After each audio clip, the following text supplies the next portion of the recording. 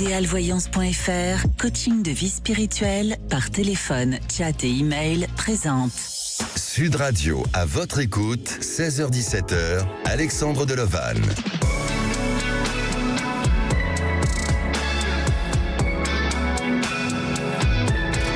Bonjour à tous, je suis heureux de vous retrouver pour cette heure de rendez-vous, cette heure d'écoute, d'accompagnement et de ressenti.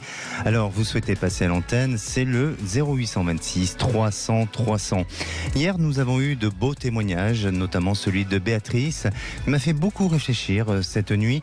Elle souhaite quitter son compagnon, mais n'arrive pas à franchir le pas car elle craint de lui faire de la peine. Alors, beaucoup de personnes peuvent se retrouver dans ce genre de situation. Et il est possible de se retrouver paralysé par la peur, de se séparer et puis aussi de se sentir prisonnier ou prisonnière de sa vie de couple pour différentes raisons. Mais rester dans l'immobilisme ou dans l'indécision détruit progressivement votre confiance en vous. Alors, rester dans une situation ambivalente, ça épuise nerveusement et physiquement. La peur est une réponse émotionnelle à un danger et pour avoir le courage de se séparer quand c'est une décision mûrement réfléchie, c'est de maîtriser sa peur car tout changement est source d'anxiété. Gérer sa peur est la clé pour aller de l'avant et cette émission vous donne la possibilité d'aller de l'avant et de dépasser la peur sans jugement et dans la bienveillance, chers auditeurs de Sud Radio. Un numéro d'appel, le 0826 300 300, mais aussi pour échanger et partager votre avis sur le groupe Facebook, eh bien c'est celui de À votre écoute. Alors aujourd'hui à la réalisation de l'émission, c'est Maxime et au standard, Aude et Zach. Sud Radio, à votre écoute, 16h-17h, Alexandre Delevanne. Et si on écoutait Julien? Bonjour Julien. Bonjour Alexandre. Bienvenue sur Sud Radio. Merci beaucoup. Déjà, je souhaitais vous remercier de m'accueillir dans votre nouvelle émission. Merci à vous d'être fidèle à Sud Radio. Alors Julien, il y a 5 ans, votre compagne a mis fin à votre relation. Elle est partie vivre auprès de sa mère dans les Bouches-du-Rhône avec vos enfants et elle vous a éloigné d'eux puisque vous vivez, vous, entre Béziers et Castres. C'est bien ça ? Oui, tout à fait, Alexandre. Et aujourd'hui, vous avez donc 40 ans, vous remettez en question, vous remettez vous-même en question. Alors c'est déjà une bonne chose, Julien, mais que faites-vous justement comme initiative pour vous remettre en question ? Disons que pour le moment, j'ai eu, on va dire que cette rupture a été quand même quelque chose d'assez important puisque c'était la mère de mes enfants. Oui. Donc ça a été assez difficile parce que j'ai beaucoup donné, on va dire, de moi et de ma vie, de mes sentiments et tout. Et disons que les premiers mois, on va dire pendant 8 mois, je suis parti en dépression. J'ai eu beaucoup de difficultés à m'en remettre. Oui. Et puis la famille, le fait d'être artisan, m'a beaucoup aidé, ça m'a permis de pas flancher et de passer le cap. Et j'ai eu d'autres rencontres, mais ça a été des rencontres, on va dire, sans suite. Oui. Et aujourd'hui, j'ai rencontré quelqu'un depuis un mois, on va dire, qui actuellement est en séparation, donc c'est très difficile aussi pour la personne. Et aujourd'hui, je voudrais savoir, entre guillemets, qu'est-ce qui serait, est-ce que je vais arriver à vivre quelque chose avec cette personne ou pas, parce que j'ai l'impression de tomber toujours sur des déceptions amoureuses. D'accord. Alors, juste pour revenir sur votre passé un petit peu, vos enfants, ils ont quel âge aujourd'hui ? Alors, j'ai mon fils qui a 9 ans et demi, qui va faire bientôt 10 ans, et ma fille qui a 7 ans. D'accord. Et aujourd'hui, vous les voyez à quelle fréquence ? Alors, je les vois que pour les vacances scolaires. Donc, octobre, décembre, février, avril, et ensuite un mois l'été. Une fois en juillet, une fois en août, selon les années. D'accord. Et justement, pour arriver à sortir de cette rupture et à évacuer tout ça, donc pour vous, votre moyen a été de se rapprocher de votre famille, de vous plonger aussi dans le travail. Ça a été, des activités, votre activité principale, et ça vous a permis de sortir justement de la tête de l'eau de tout ça, non ? Exactement. C'est surtout le travail au début qui m'a permis, parce que je suis à mon compte. Oui. Donc la clientèle, il a fallu automatiquement être là pour elle. Dès que j'avais des coups de téléphone, j'étais présent, je regardais pas les heures pour pouvoir je voulais pas rentrer à la maison. En fait. C'était vraiment Je travaillais, je regardais pas les heures parce que je voulais pas rentrer dans mon quotidien de maison, dans lequel j'allais pas retrouver mes enfants, dans lequel j'allais pas retrouver, on va dire, ma petite vie dans laquelle j'étais. Et aujourd'hui, bon, après ma famille m'a beaucoup aussi soutenu, mes parents, mon frère, qui ont été là pour moi. Et donc aujourd'hui, je sais que j'ai passé le cap. Je sais que je suis prêt à revivre, on va dire, une nouvelle aventure. Mais pendant ces 5 ans, j'ai rencontré quand même des belles personnes. Mais je suis toujours pas arrivé à passer ce cap-là, quoi, à avancer vraiment pour arriver à refaire ma vie. D'accord. Vous avez quand même fait une rencontre. Donc c'est déjà beaucoup, et je crois qu'il y a peut-être de l'espoir au travers avec cette personne-là. Comment vous vous êtes rencontrés ? Alors on s'est rencontrés dans un camping. Oui. Voilà. Moi, je travaillais, elle était là en vacances. Je connaissais le patron du camping, donc il y avait des soirées organisées. On s'est rencontrés dans une soirée. D'accord. Et alors aujourd'hui, donc vous êtes ensemble depuis presque une petite année, c'est ça ? Non, ça fait un mois. Ah, pardonnez-moi, un mois. C'est tout récent. Et quel questionnement vous avez vis-à-vis de cette histoire ou de l'avenir peut-être de cette relation, c'est ça ? Oui, moi je souhaiterais avoir de l'avenir sur cette relation, mais étant donné que ça fait pas longtemps, je me pose des questions, parce qu'étant donné qu'à chaque fois j'ai toujours des déceptions, j'ai toujours peur d'avoir automatiquement avec cette personne aussi une déception ou amoureuse. Alors, je crois que vraiment, Julien, vous êtes resté effectivement sur les déceptions du passé et vous avez peur, il y a des craintes, il y a un petit souci sûrement aussi de manque de confiance en vous et c'est ce qui vous amène à vous poser autant de questions aujourd'hui. Mais laissez faire ce devenir, vivez votre moment présent pour justement apprécier tous ces moments-là que vous avez à vivre avec cette nouvelle compagne. Est-ce qu'elle vous montre elle-même des signes de faiblesse ou peut-être des risques à ce qu'elle s'éloigne de vous ou pas ? Dans l'immédiat, non. Non. D'accord. Alors c'est pour ça que pour moi je ne sens pas de danger particulier, je ne sens pas quelque chose qui risque de s'assombrir dans votre relation. Alors bien entendu qu'à un moment donné vous aurez besoin d'ajuster sûrement les caractères, les personnalités, de peut-être redéfinir certaines choses et notamment peut-être elle par rapport à sa famille où il y a, je ne veux pas dire des conflits, mais il y a des liens qui sont peut-être plus difficiles ou sur lesquels elle n'a pas complètement pu gérer ou éclaircir jusqu'à présent.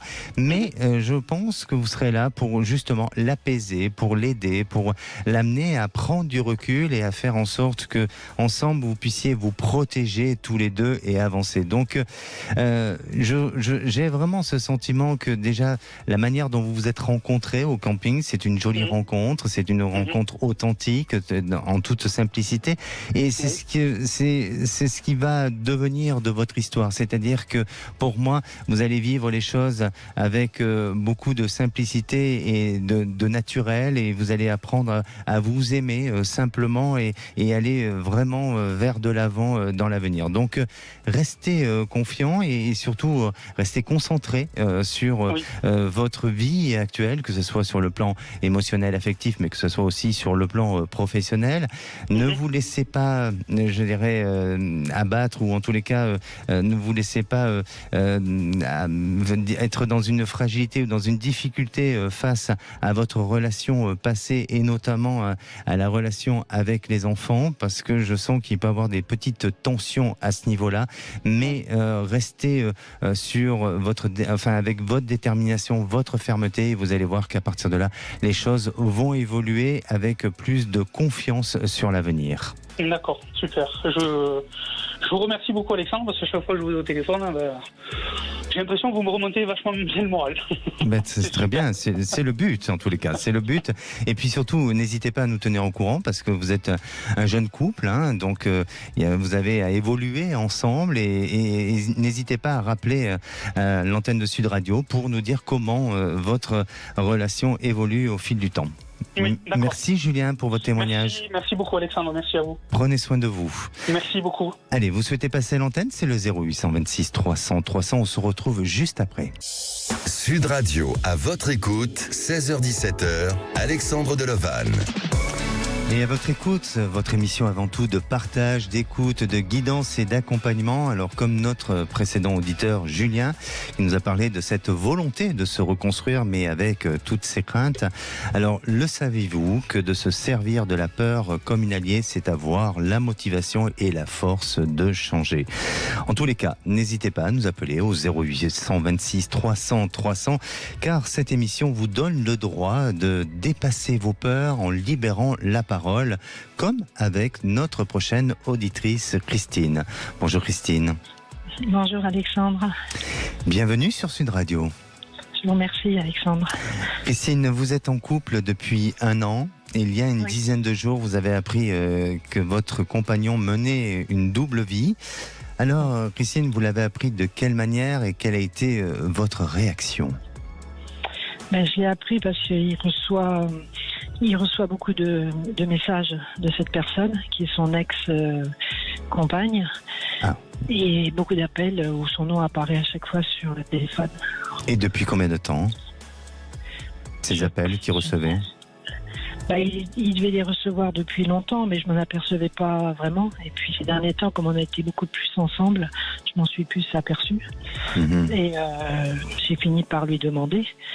Et il m'a dit qu'il la voyait qu'en amie parce qu'elle avait besoin d'être aidée, qu'elle était en difficulté sociale et qu'il fallait il pouvait pas la laisser tomber, mais qu'il y avait rien d'autre que de l'amitié.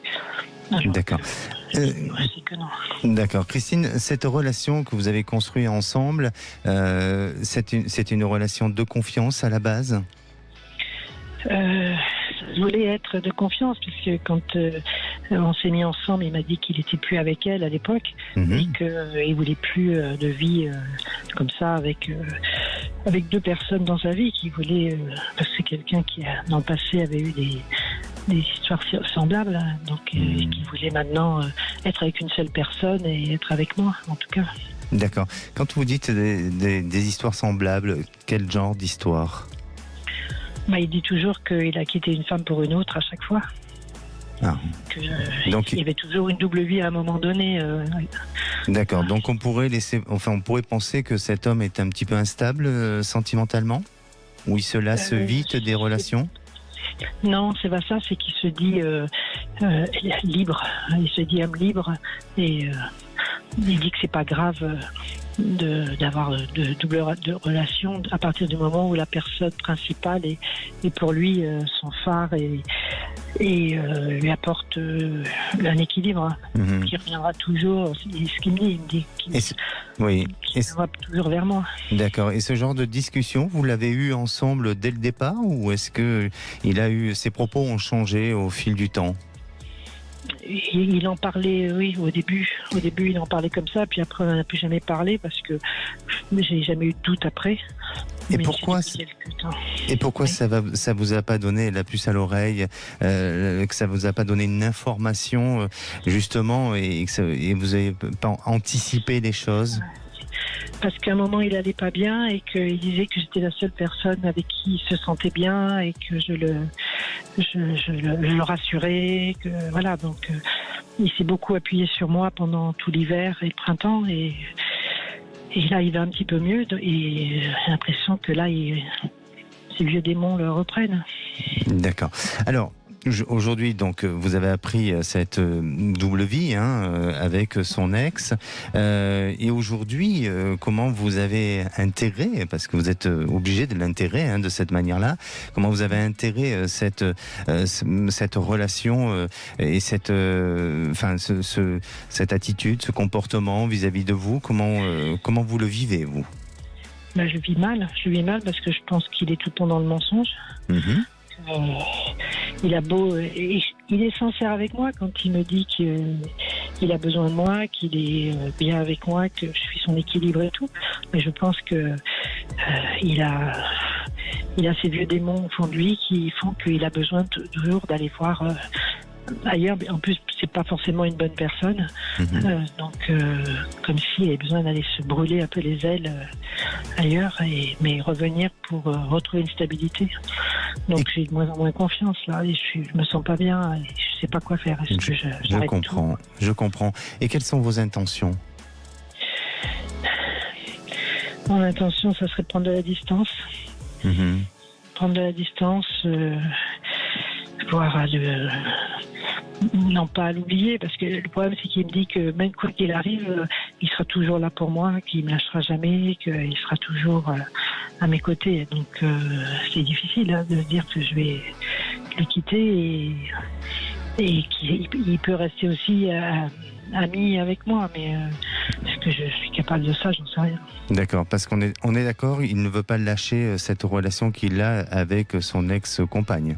Il l'a dit, il dit qu'il n'y a pas de relation, que ça n'est pas eu. Il le nie, d'accord. Il nie que c'est une relation d'amitié. C'est une relation d'amitié. Et vous lui avez montré des preuves que vous avez eues devant vos yeux au travers des échanges? J'ai pas pu. Non. J'ai pas pu. Vous n'avez pas pu. Il faut peut-être le faire. Il faut le faire. Il faut, parce que sinon vous restez sur une relation où il y a du non-dit, où il y a du mensonge.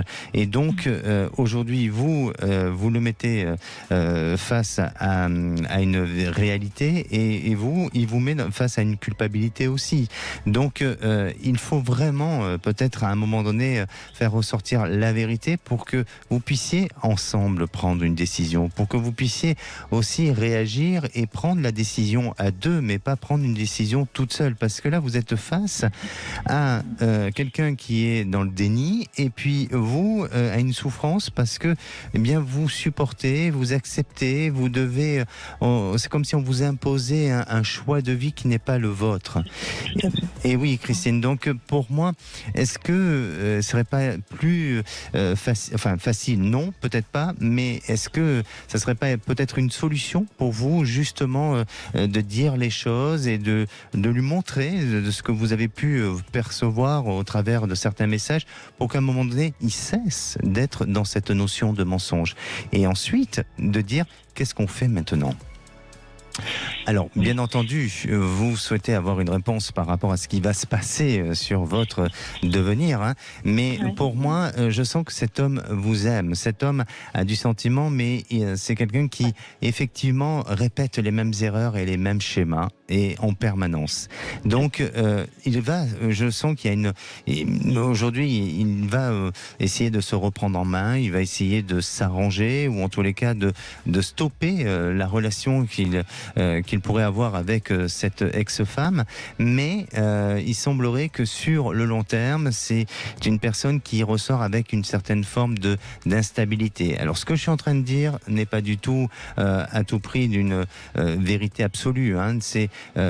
Les choses peuvent changer au fil du temps. Mais pour l'instant, si vous-même vous n'éclaircissez pas la vérité, eh bien, vous allez rentrer dans une relation qui se fausse et qui ne donne pas un sentiment d'authenticité et d'amour pur. Donc, essayez vraiment d'affronter, n'ayez pas peur. Et justement, on parle, là, sur le sujet d'aujourd'hui, on parle justement de la peur de la séparation conjugale. N'ayez pas peur de lister ce qui vous correspond plus, ce qui ne vous convient pas, et ce qui vous fait souffrir et ce qui vous fait mal. Et puis, lui, en tant qu'adulte, il doit se responsabiliser, et s'il a vraiment du sentiment, il fera des efforts. Et je le sens vouloir faire des efforts. Donc, ne pensez pas que demain, tout va s'arrêter, parce qu'au contraire, je pense qu'il y a une solution dans votre histoire. Oui, la seule chose qui me culpabilise, c'est de dire que j'ai lu un de ses messages et qu'il est très explicite, le message. Mais ça voudrait lui dire que j'ai lu le message dans son portable. Oui, ça, oui. Mais vous êtes sa compagne. Vous êtes sa compagne. Alors c'est vrai que peut-être qu'il ne vous autorise pas à lire des messages, mais si vous en êtes arrivé là, c'est parce qu'il y a suspicion, c'est parce que vous n'êtes pas tranquille, c'est parce qu'il ne vous donne pas suffisamment confiance. Donc peut-être qu'il faut qu'il vous en excuse aussi de cet acte-là, même si c'est pas un bel acte de faire ça. Mais peut-être qu'il faut qu'il vous en excuse parce que vous l'avez fait, parce que vous-même vous êtes senti mal et en détresse et à la fois un peu abandonné. Expliquez ces raisons-là aussi, pourquoi vous avez fait ça. Oui, d'accord. Mais vraiment, je sens qu'il faut, je dirais, dire la vérité et faire ressortir les choses pour que tout ça s'éclaircisse et reparte sur un autre aspect et sur une autre énergie et une autre voie dans votre relation. Oui. D'accord. Oui. Et du coup, ça pourrait effectivement faire que la relation, elle tienne, elle perdure. Bien sûr, il risque d'être contrarié, il risque de... Voilà, mais ça pourra durer dans le temps. Merci Christine, n'hésitez pas à nous tenir au courant de votre évolution. Je le ferai. Merci à vous. Allez, on vous attend à l'antenne, un numéro, c'est le 0826 300 300. Ne bougez pas, on se retrouve dans un instant. Sud Radio, à votre écoute, 16h-17h, Alexandre Delevanne.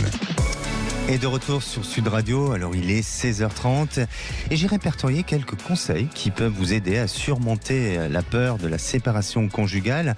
Alors listez vos peurs et les décrire, il faut les accepter et en parler avec votre entourage. Il faut aussi minimiser les pires scénarios. Écoutez-vous, faites-vous confiance car votre voix intérieure est fiable et mettez votre intelligence au service de votre cœur. Et si à présent on écoutez Alice. Bonjour Alice. Bonjour Alexandre. Bienvenue sur Sud Radio. Merci, c'est gentil, je suis contente d'être avec vous. Nous sommes très ravis aussi de vous recevoir à l'antenne. Alors Alice, vous nous appelez pour votre beau-frère et votre sœur qui vont partir avec leurs enfants s'installer en Asie. Et vous avez été prise un peu au dépourvu, puisqu'ils vous l'ont annoncé il y a même pas un mois, c'est bien ça ? C'est ça, exactement. Exactement, alors c'est votre beau-frère qui a obtenu une belle promotion et donc votre sœur elle-même a décidé de le suivre avec ses 3 enfants, donc vos 3 neveux ou nièces. Voilà, c'est ça, neveu et nièce. Neveu et nièces, ils ont quel âge ? Alors, 10, 12 et 17. D'accord, vous êtes proche justement de vos neveux et nièces ? Oui, j'étais très proche et c'est vrai que j'ai un peu d'inquiétude par rapport au fait que c'est une nouvelle culture qu'ils vont rencontrer, l'éloignement. J'espérais qu'ils vont pouvoir s'adapter, qu'il ne va pas y avoir trop de soucis parce que malheureusement la distance c'est pas évident, le changement pour eux ça va être compliqué. Donc du coup voilà, j'ai beaucoup d'inquiétude. Je leur fais confiance parce que je sais que s'ils ont pris cette décision, c'est certainement que c'était la meilleure pour tout le monde. Mais du coup, je suis quand même très inquiète et je sais que j'ai un peu peur aussi que malheureusement avec le temps, parce que c'est pour une grande période, qui m'oublie un petit peu, quoi. Bon, ça fait plaisir d'entendre ça aussi, parce que vous êtes attaché à eux, ce qui est normal. Et puis en plus, suivant mes informations, vous avez vécu 2 tristes événements lors du Covid. Vous avez perdu vos parents. Alors, je ne sais pas. 15 jours d'intervalle. À 15 jours d'intervalle. Pendant les périodes de fête de Noël. Ah oui, donc c'est un choc, c'est un traumatisme. Et vous étiez pas éloigné de votre sœur, mais peut-être dans une relation un peu moins proche que ce que vous êtes aujourd'hui. Et cette séparation vous a rapproché, c'est bien ça ? Ces événements-là, Alors, pas tout à fait en fait. On était plutôt proches, mais justement l'événement nous a un peu plus éloignés. Enfin, moi, c'est comme ça que je l'ai perçu, parce que c'est quelque chose d'assez difficile à vivre pour nous. Ça a été très difficile. Chacun l'a vécu comme il a pu. Et c'est vrai que du coup, on va dire que pour son bien, elle pensait s'éloigner. Enfin, c'est le sentiment que j'ai eu que s'éloigner, c'était mieux pour elle, pour pouvoir accepter ce deuil. Et du coup, en effet, il y a eu un peu d'éloignement. Et là, ça fait encore plus éloigné de partir en Asie.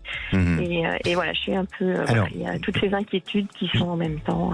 J'entends ce que vous dites, et là on parle d'éloignement géographique, mais moi je vous parle d'éloignement sentimental et sentimentaux, parce que oui, il y a eu cette période où chacun avait besoin de faire le deuil et de vivre un petit peu son silence, ce qui est logique et ce qui est normal. Et puis après, chacun chaque personne réagit différemment. Mais je crois, enfin, de ce que je ressens, et vous pouvez me dire le contraire, mais je pense pas que vous êtes éloignées vraiment toutes les deux. C'est-à-dire que dans le sentiment et dans les émotions ont changé, mais dans le sentiment a toujours été là. Alors aujourd'hui, effectivement, votre sœur a pris la décision de faire ce choix, peut-être parce que aussi, suite à ces événements-là et aussi à l'opportunité que se présente, enfin, pour votre beau-frère. Donc c'est peut-être l'opportunité de le faire, c'est peut-être le moment de changer et puis de vivre autre chose, et ne serait-ce aussi pour les enfants, hein, peut-être de se retrouver dans un autre endroit où, d'un point de vue culturel, c'est différent. Mais est-ce que tout va bien se passer surtout? Mais voilà, exactement. Et je crois que oui, parce que de ce que je ressens, vraiment, c'est que votre beau-frère est pris en charge. Et c'est-à-dire que je le sens protégé. Je le sens dans un contexte professionnel qui, pour lui, l'amènera à avoir une protection autour de lui. Alors, je ne veux pas dire d'une protection de sécurité pour autant, peut-être que si, hein, d'ailleurs, mais surtout d'un environnement qui lui permettra d'avoir un confort de vie et permettre d'intégrer vos neveux et nièces dans une école, dans un système assez confortable. Est-ce que c'est déjà en prévision comme ça ? Oui, enfin, en effet, c'est déjà prévu, sauf que bon, il y a des retards administratifs, là, du coup, les enfants vont pas pouvoir commencer tout de suite. Donc ça aussi, ça m'inquiète, mais c'est prévu, en tout cas, c'est bien prévu, et en effet, c'est tout à fait le bon terme, sécurité. Bien. Alors, est-ce que vous êtes prête à voyager ? Malheureusement, moi, je peux pas voyager, j'ai un souci de claustrophobie, et je me vois pas rester pendant 10 heures dans un avion. Donc... Difficile. Voilà, c'est un peu difficile pour moi. Mais sinon, j'aurais été ravie de pouvoir le faire. Le faire, oui. Alors, c'est peut-être ça aussi qui vous fait peur. C'est peut-être ça, de savoir que vous avez un empêchement pour pouvoir aller vers eux. Ah, mais je sais que moi, je vais pas les voir, oui. Exactement. Et donc, cette crainte et cette peur, elle est peut-être plus liée à vous qu'à leur devenir à eux. Alors même si, bien entendu, vous êtes attaché à votre sœur, à votre beau-frère et aussi aux enfants, mais peut-être que le fait que vous ne puissiez pas pouvoir être libre de toute action, hein, et de pouvoir voyager, c'est un frein pour vous, et c'est peut-être une peur inconsciente qui vous amène à être dans cette notion de prise de conscience, de réflexion, de doute, d'hésitation. C'est ça. J'ai une grosse inquiétude, c'est vrai. Alors, n'ayez aucune inquiétude. Parce que déjà, de ce que je ressens, c'est que je ne les sens pas rester de nombreuses années. C'est-à-dire qu'il y a une expérience, ça va être vécu très très bien, très positivement, et je pense qu'ils seront très bien intégrés, que les enfants vont trouver leur équilibre, et que c'est même plutôt enrichissant pour eux, parce que le voyage amène toujours à de la curiosité, amène à de belles choses, mais je ne sens pas pour autant un couple et une famille en danger et être en difficulté. Alors après, il y aura toujours une période d'adaptation. Peut-être que votre sœur sera au départ, elle va très vite s'adapter, et puis après, elle va très vite en avoir marre et peut-être prendre la décision de revenir. Mais pour moi, j'ai l'impression que sous une période de 3-4 ans, c'est le grand maximum, il y aura un changement à nouveau et la possibilité à nouveau d'être affecté en Europe, et donc de se rapprocher de vous.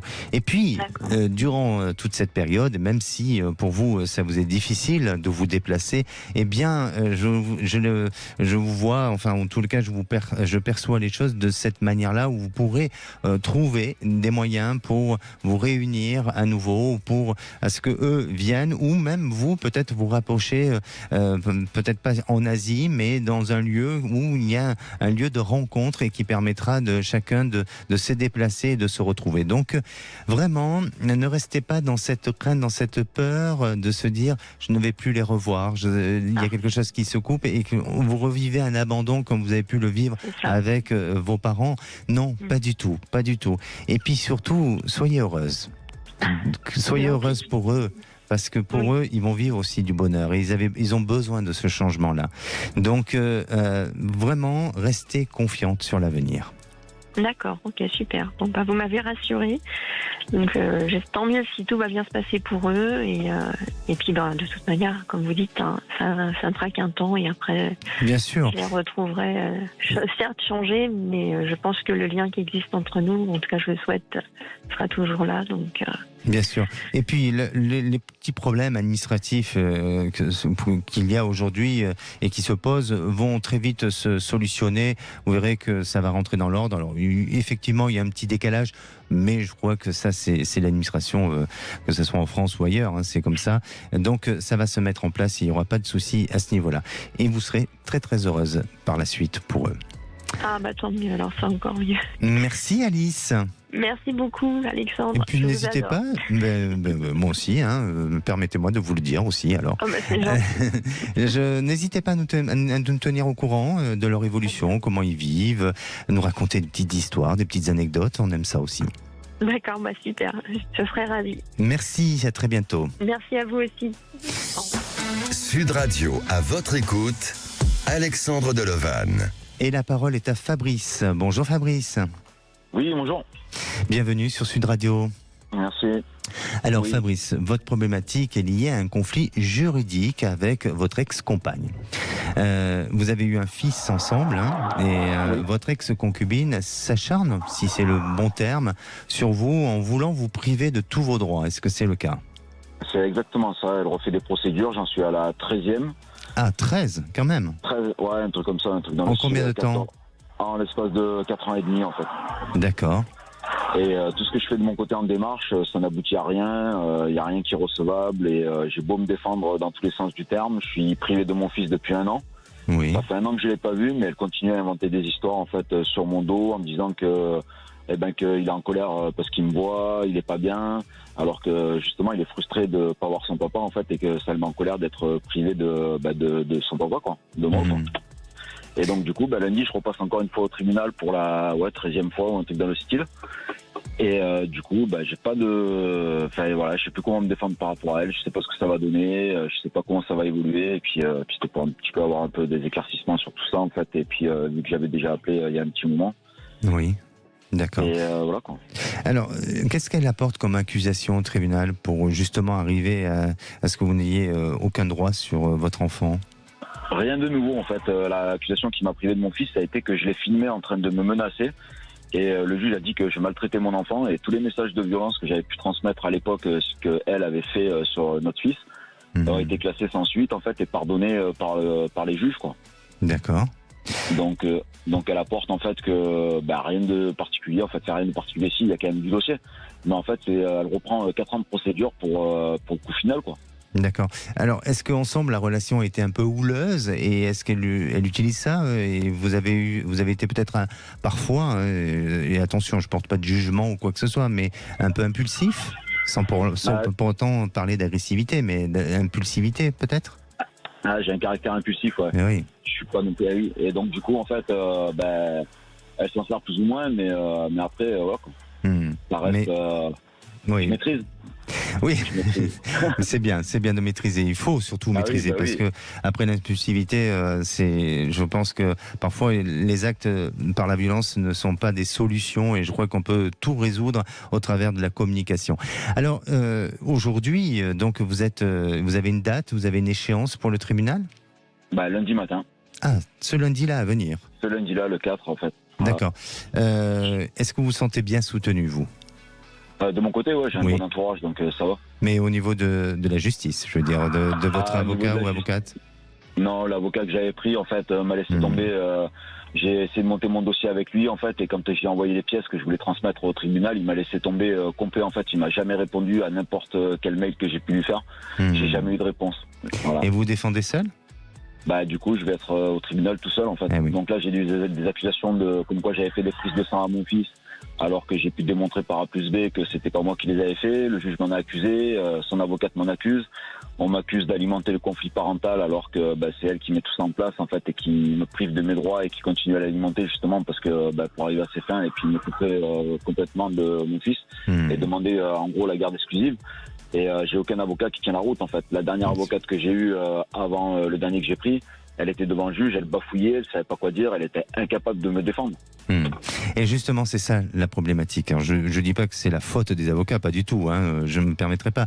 Mais la faiblesse dans votre dossier, c'est que justement, vous n'avez pas un avocat qui prend le dossier en main et vous avez cette faiblesse-là qui semble ressortir dans la suite des événements. Alors, bien entendu que je reste neutre vis-à-vis de cette situation et que je ne connais pas votre dossier et je ne porterai pas de jugement ni sur vous et ni sur votre ex-compagne, mais ce que je ressens vraiment pour vous, Fabrice, c'est que sur cette audience de lundi, j'ai pas l'impression que ça soit complètement encore très optimiste. Vraiment, je le ressens de cette manière-là. Par contre, à l'avenir, je sens que la situation changera. Et justement, rester dans ce combat, dans cette lutte, hein, de vouloir faire valoir vos droits, et parce que c'est aussi votre enfant, et vous verrez que ça sera payant, et vous obtiendrez à un moment donné un changement de situation. Mais j'ai pas ce sentiment que ça soit à partir de lundi. Mais il faut le faire, il faut y aller, il faut avancer, parce que c'est en ne renonçons pas que vous allez pouvoir arriver à obtenir du changement dans l'avenir.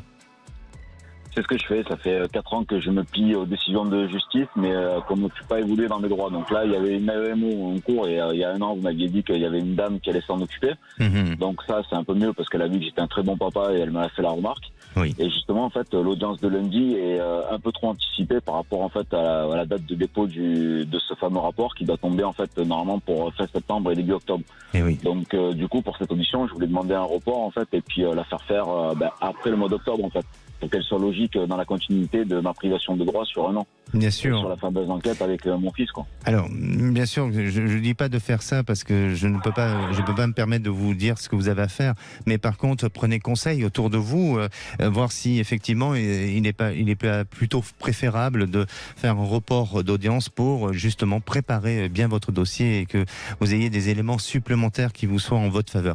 Mais en attendant, pour moi, voilà, ça demande encore un petit peu de temps, mais vous allez arriver à du changement, à quelque chose d'assez convaincant et permettre de retrouver un équilibre. Alors, je ne dis pas que vous reprenez la garde totale de votre enfant, parce que je crois que là aussi, il y a des points de vue qui devront se défendre de par votre situation et de sa situation à elle. Mais en attendant, il y a des changements qui donneront beaucoup plus d'espoir et qui permettront aussi de rétablir la relation entre vous et votre fils, parce que j'imagine que votre relation, elle est coupée aujourd'hui. Disons que j'ai le droit de voir mon fils 1 heure par mois, le mercredi de 10h30 à 11h30. Ouais, c'est le seul droit que j'ai en fait, alors qu'il y a rien qui m'accuse en fait de violence ou de quoi que ce soit sur mon fils. Et on m'a coupé mes droits simplement parce que j'ai filmé sa mère devant mon fils en train de me menacer. Voilà. On m'a coupé mes droits pour ça, alors qu'il n'y a pas eu de violence ni sur elle ni sur mon fils. Il n'y a personne qui est capable à l'heure d'aujourd'hui de justifier des violences de quoi que ce soit sur ces 2 personnes-là. Mais l'acharnement en fait de cette avocate continue et on ne sait pas pourquoi d'ailleurs. Et les seules choses qu'elle ressort dans le nouveau dossier, c'est des chansons que j'ai envoyées sur le groupe de l'école. C'est des stupidités de base et des messages auxquels j'ai répondu sans agressivité, sans rien, pour m'excuser d'avoir déposé des photos de mon fils sur le groupe de l'école et d'avoir demandé si j'avais été agressif envers les gens. Et du coup, c'est les seules choses qui sortent en nouveauté dans ce dossier-là. Mais elle continue à s'acharner. Voilà. Bien. Continuez votre combat, Fabrice, pour le bien de votre fils et surtout, tenez-nous au courant. Je vais essayer, pas de souci. Merci, mais Fabrice. Je continue, par contre, pour mon fils, je suis pas prêt de lâcher ça, c'est sûr. C'est très bien. Merci, Fabrice. Merci bien. Et merci de votre fidélité à Sud Radio. Merci, au revoir. Allez, c'est le temps d'une pause. Alors, n'hésitez pas à poster aussi vos commentaires sur le groupe Facebook À votre écoute. On vous attend au 0826 300 300. À tout de suite. Sud Radio, à votre écoute, 16h-17h, Alexandre Delovan.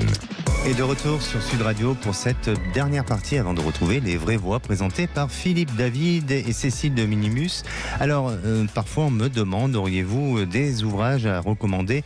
Eh bien oui, je peux vous recommander le livre de la psychologie de la peur. C'est un ouvrage de Christophe André, médecin psychiatre. Alors c'est un ouvrage de 375 pages qui est très complet, un livre de référence qui vous fait comprendre pourquoi les mécanismes de nos peurs peuvent parfois se dérégler et comment aussi notre cerveau émotionnel prend alors le pouvoir. Il vous explique comment guérir durablement de vos peurs pour ceux qui ont besoin d'aller plus loin et dans cet accompagnement-là. Alors, on va écouter tout de suite Valérie. Bonjour Valérie. Bonjour, merci beaucoup. Bienvenue sur Sud Radio. Merci beaucoup.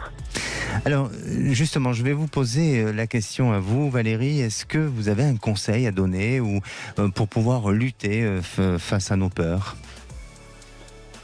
C'est un gros travail que je fais depuis 2 ans. C'est vrai. J'essaie de les laisser sur le côté. Bien sûr. Au fur et à mesure. Mais c'est un gros travail et déjà, c'est les repérer, je dirais, pour pouvoir les identifier et s'en débarrasser. Mais bien sûr.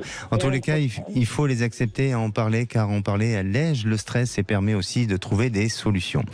Alors Valérie, jusqu'à présent, vous avez été à ATSEM. Alors je rappelle que ATSEM, c'est un agent territorial spécialisé dans les écoles maternelles. Et vous avez arrêté ce métier. Pourquoi vous avez décidé d'arrêter ce métier ? Parce que ça ne me correspondait plus du tout. J'étais plus en accord avec beaucoup de choses. Et une envie aussi de vivre, de pas me retourner dans quelques années et me dire en fait j'ai rien fait de ce que j'avais envie et voilà, je me suis juste laissée guider, j'ai existé mais j'ai pas vécu, donc voilà, l'envie de vivre. D'accord, et apparemment vous avez 3 domaines de prédilection qui vous plaisent énormément, mais vous ne savez pas vers lequel aller ou vous révéler, c'est bien ça votre question, hein? Oui, alors ma vraie question, c'est voilà, je suis partie sur 3 univers un peu différents et complémentaires, et il y a un projet artistique qui me plaît énormément, qui me fait voir d'autres choses, donc ça me plaît énormément. Je n'étais pas partie pour faire ça à la base, et en fait, j'aimerais savoir si en partant dans ce domaine-là, je me perds pas, en fait. Alors, tout dépend, ce que vous entendez vous perdre, mais en tous les cas, pour moi, il y a un besoin de réalisation dans ce domaine. Il y a un besoin de trouver une stabilité, certes, et surtout dans ce milieu de trouver les bons réseaux qui vont vous amener à avancer, à évoluer. Alors, ça va prendre un petit peu de temps et je vous sens, entre-temps, peut-être avoir une activité en parallèle et rentrer, ou en tous les cas, vous avancer dans ce métier, mais de manière plutôt aléatoire. Mais vous verrez qu'avec le temps, vous allez pouvoir progresser, vous allez pouvoir évoluer, et d'ici une période de 2 ans, oui, il y a cette réalisation dans ce milieu artistique. Ça demande une période de 2 ans. Je vous sens beaucoup écrire aussi, et là, vous serez amené à pouvoir vous réaliser comme vous le souhaitez. Valérie, on est pris un peu par le temps. N'hésitez pas à rester à l'antenne. Le standard va vous reprendre pour essayer de continuer justement ce témoignage avec vous, parce que voilà, là il faut qu'on rende l'antenne. Merci à vous. Allez, l'émission arrive à sa fin. Je vous donne rendez-vous sur la page Facebook à votre écoute avec les conseils du jour et des extraits de l'émission. Et surtout, prenez soin de vous et à demain. Et d'abord, bonsoir Philippe. Bonsoir Alexandre Delovan.